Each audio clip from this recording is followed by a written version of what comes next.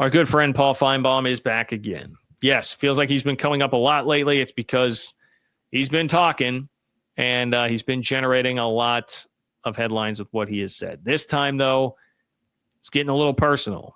All right, Paul Finebaum taking some digs at Brett Yormark, at Jim Phillips, and doing it all without a shred of self-awareness, as you might expect. So you guys have been following all of this here for the last week on the channel, but Sunday, right before the title game, college football leadership, a.k.a. the conference commissioners, they get together to discuss the future of the playoff. That was when we got the Dellinger article that was saying, hey, I don't expect there to be enough support to actually get the buys changed, which is what the SEC wants. That's what the Big Ten wants. Big Ten probably didn't have as much of an issue with it this year as the SEC did, but the SEC certainly did. I guess, you could say Big Ten did because Oregon got screwed more than anybody. So whatever. The power to, they want the buys to go to the top four teams. They don't want them to go to conference champions. And I'm sure anybody outside of Big 12 or ACC country would tell me, well, John, that's just what any reasonable person would want. It's stupid, the system that we have. To which I would say, well, the system that we have was set up and agreed upon because there were supposed to be 5 relatively equal conferences, and it's the Big Ten and SEC's own fault that we don't have that because they had to go out and be greedy and poach everybody. I digress. There was not going to be enough support for that, and it's because for next year only, you have to get unanimous support, which would mean that the Big 12, the ACC, and the G5 would basically have to sign off on, hey, you guys are going to get less money, less clout, and advance possibly less far in the playoff. You want to sign on the dotted line for that for no reason, without any other concession? And everybody was like, no, actually, that doesn't sound good. I would prefer to take the $4 million. Is this a trick? Is this a joke? Here was Brett Yormark's quote. I'm open to a healthy discussion on the topic. I certainly have a point of view that will be expressed in the room, but I do not have the appetite to give up any financial reward that comes with a buy. So as I mentioned, if you get the buy, you advance an extra round, which pockets you $4 million. Nobody's wanting to give that up. We're at a time where the Big 12 is talking about selling the naming rights to its conference, right? Potentially getting involved with that nasty curse word that nobody wants to hear, private equity. It's 2 words, that phrase, that nasty curse phrase that nobody wants to hear, private equity. It's how tight money is. No one's just giving up $4 million. Seems pretty logical, right? Pretty logical. Also, I was just talking about how tough it is to win 4 of those high-level games in a row. Well, how about making it 3 instead of 4? That certainly helps if you're looking at your outside shot to be the real, true Cinderella.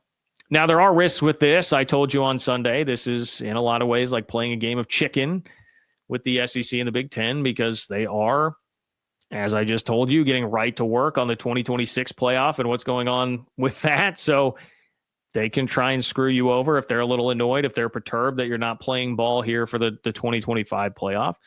But I can appreciate standing up to the big bad power 2 where you can, and I love that Brett Yormark does that, and using what little leverage that you do have. Like for once you have some, which is just, well, we don't have to sign it. It says unanimous here. Like we don't have to do this. But Paul Finebaum did not appreciate that, guys. Paul Finebaum was not happy that nothing happened and that he may have to watch another year of the SEC not winning a national championship. And could it perhaps be affected by the fact that somebody who he thinks deserves a bye would not get a bye? Let's all shed a tear for Mr. Finebaum here. Very briefly, it's a tough time in the South. I understand 2 straight years without a title, watching the Big Ten win it again. It's a tough time for him, okay? Now that we've gotten that out of the way, and we're being very nice and considerate, this is what Paul Finebaum had to say. It was during an appearance on McElroy and Kubelik in the morning. Very SEC-centric, friendly show, certainly to say this on. But he said, quote, I would have been surprised if anything had happened, knowing a lot of people that sit in this room. That's in reference to everybody, the commissioners that are meeting about the playoff. They really aren't concerned about the greater good of college football. They're concerned about their own leagues, and that's why we continue to have all these conversations about this. They really aren't concerned about the greater good of college football. They're concerned about their own leagues. Okay. As I just outlined, clearly, yes, it is about concern for their own leagues, their best interests. Pot, meet kettle. Mr. Finebaum, pot, here is kettle, meet. When in college athletics is anybody acting outside of just their personal best interests? It is quite literally the reason we are in the position that we are in, because everybody just acts in their own self-interest and not the best interest of the sport. Let me ask a question to Mr. Finebaum. Is it in the best interest of the sport that the Pac-12 doesn't exist anymore? Is that in the best interest of the sport? No, it most certainly is not. Why don't you ask Mick Cronin, UCLA's men's basketball head coach, about whether or not that was in the best interest of the student athlete and college athletics as a whole. He just went on a great rant, for those of you that haven't seen it, about the fact that they're having to travel this crazy, obscene amount this year because they're in the Big Ten and the conference stretches from sea to shining sea.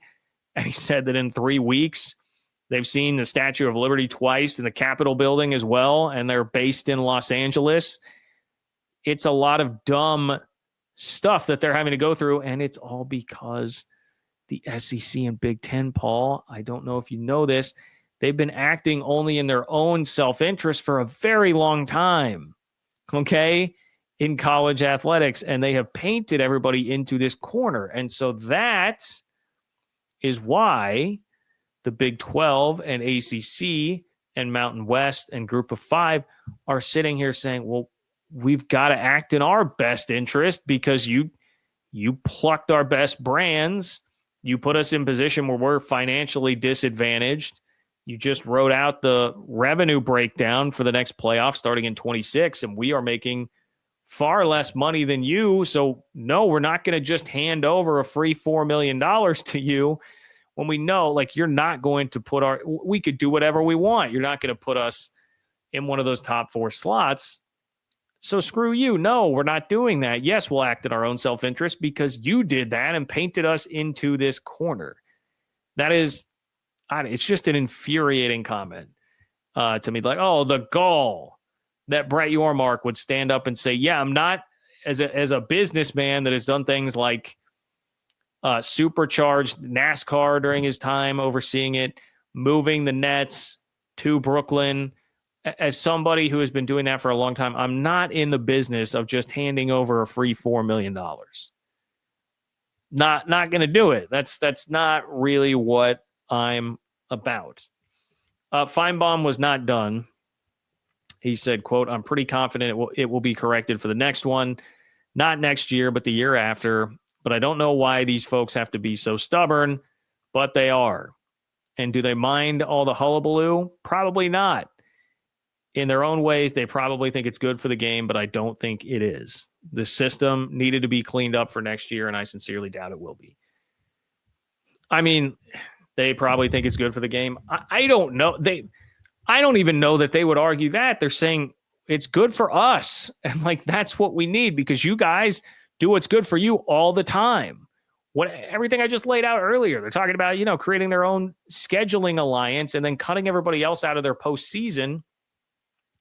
Even teams that aren't making the playoff and just doing their own bowl games, all in their own self-interest. That is all acting in their own self-interest, not for the good of the sport. Not for the good of the sport at all. It is infuriating. It is infuriating. Now, him saying this system needed to be cleaned up for next year, and I sincerely doubt it will be. The other thing I would just say is, like, can you just chill and have like a modicum of patience? I mean, I know it's 2025.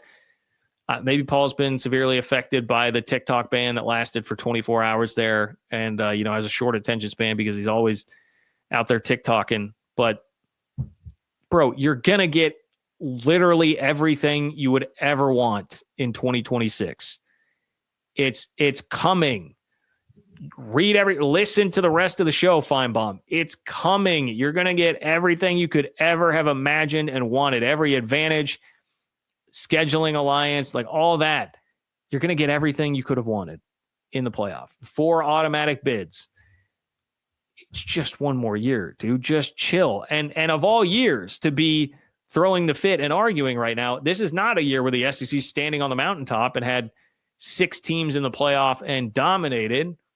No, it was the second straight year where they didn't even play for the national championship. Only got 3 teams in, and Alabama, like this team, the outside looking in team here, Bama fell flat on its face in the bowl game. We've been over it many a time. This is not the year to be sitting around complaining and really making that case. It's infuriating. Here's the final bit from Finebaum. Quote, "That's the issue. We are entering after tonight the final year of the original agreement. Somebody put unanimity in there, and that's hard. It's hard to ever get anybody to agree completely, and that's why I don't think we'll have the results.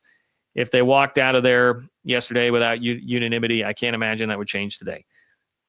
This I'll agree with him on. Yeah, if you put unanimity into anything this year, it could be, hey, we've got a pact.